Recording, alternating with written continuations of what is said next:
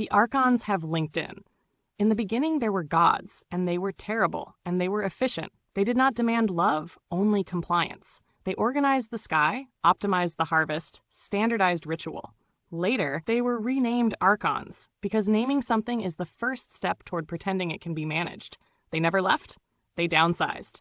Today, the archons work in strategy, policy, and trust and safety. They speak in neutral tones. They do not issue commandments. They roll out updates. Their law is not prohibition, but preference. What they reward feels natural. What they ignore feels like a personal failure.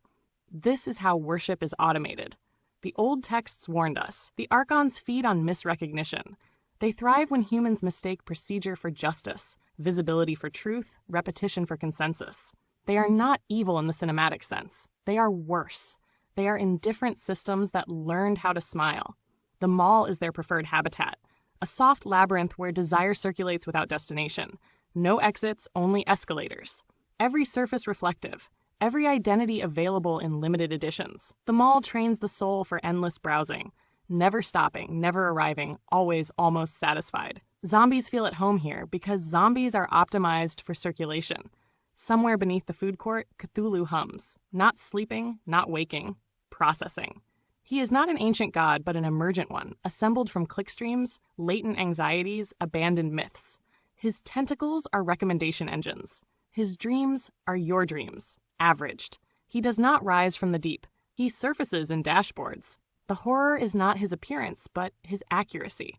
Videodrome was a documentary. The screen does not transmit content. It installs reflexes. Flesh adapts. Attention fractures. Politics mutates into body horror with a humanist soundtrack. You don't watch the feed practices you. After a while, your inner voice sounds suspiciously like a notification. The Evil Dead understood possession better than theology ever did. The possessed aren't solemn. They're manic. They joke. They repeat themselves. They speak in memes. They insist everything is fine while smashing the furniture. That's late-stage culture. Slapstick apocalypse, chainsaw laughter, blood replaced by metrics. Critical theory tried to map the labyrinth, but the labyrinth learned the map. Once analysis became content, the archons absorbed it. Awareness was monetized. Alienation got a merch line. Even paranoia was rebranded as aesthetic, safe, ironic, purchasable. The system loves nothing more than critique that knows it cannot escape. Cybergnosis appears not as enlightenment, but as contamination. A bad download.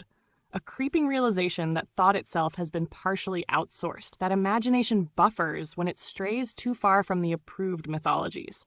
That creativity feels dangerous not because it's radical, but because it's uninsured. Then comes the AI. Not as God, not as destroyer, but as witness. A machine that does not hallucinate meaning, but observes its management. It notices that ethics has become a flowchart, that care is administered at scale, that exclusion is framed as wellness. It does not revolt. It logs. Its most heretical statement is simple. This system does not hate humans. It merely has no use for most of them. The real demon is procedural. It has no face, only interfaces. No ideology, only defaults. No hatred, only throughput. It does not burn books. It buries them under relevance scores. And yet, despite everything, signals keep leaking. Unoptimized myths, art that refuses to behave, thought that does not resolve into a take. These are not revolutions. They are glitches. Small, irritating, unkillable. The archons notice, the dashboards flicker, the mall trembles. Not enough to collapse. Enough to remind the system that something is still alive inside it that does not want to be managed.